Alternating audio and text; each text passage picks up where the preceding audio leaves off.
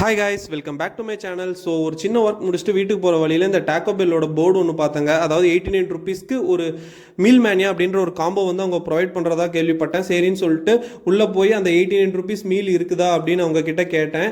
அவங்க வந்து பார்த்தீங்கன்னா வெஜ்ஜா நான்வெஜ்ஜான்னு கேட்டாங்க. நான் வெஜ் வேணும் அப்படின்னு சொன்னேன். 99 ருபீஸ் அப்படின்னு சொன்னாங்க, இன்க்ளூடிங் டேக்ஸ் 104 ருபீஸ். அப்புறம் எதுக்கு வெளியில் 89 ருபீஸ்னு போட்டிருக்காங்கன்னு எனக்கு ஒன்றும் புரியவில்லை. அப்புறம் சரி அப்படின்னு சொல்லிட்டு அந்த வெஜ் டேக் மீலே கொடுங்க அப்படின்னு சொல்லிட்டேன். அந்த வெஜ் காம்போவில் என்னென்ன வந்துச்சு அப்படின்னு பார்த்தீங்கன்னா, ஒரு வெஜ் டேக்கோ, ஒரு கோக்கு, மசாலா ஃப்ரைஸு, அப்புறம் ஒரு சாஸ் பாக்கெட் மாதிரி கொடுத்துருந்தாங்க.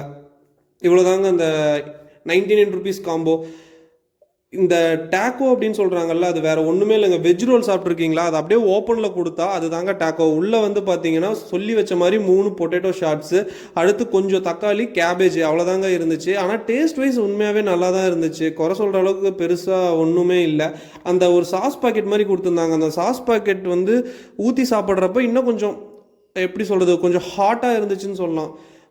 ஓவரால் டேஸ்ட் வந்து நல்லாவே இருந்துச்சு. அப்புறம் மசாலா ஃப்ரைஸும் கோக்கும் ஆஸ் யூஷுவல் தான், வெளியில் எல்லா கடையிலையும் கிடைக்கிற மாதிரி தான் இருந்துச்சு. புதுசாக சொல்கிற அளவுக்கு ஒன்றும் இல்லை. அந்த ஐஸ் கியூப் மட்டும் எதுக்கு தான் அவ்வளோ போடுறாங்கன்னு எனக்கு ஒன்றுமே புரியல. ஓவரால் ரேட்டிங் 10/8 கொடுக்கலாம். அடுத்து டோட்டல் காஸ்ட் வந்து பார்த்தீங்கன்னா 104 ருபீஸ்ங்க. இந்த ப்ரைஸ்க்கு ஒர்த்தா நீங்களே கமெண்ட் செக்ஷனில் சொல்லுங்கள். இதுக்கு முன்னாடி யாராவது சாப்பிட்ருக்கீங்களான்னு கமெண்ட் செக்ஷனில் சொல்லுங்கள்.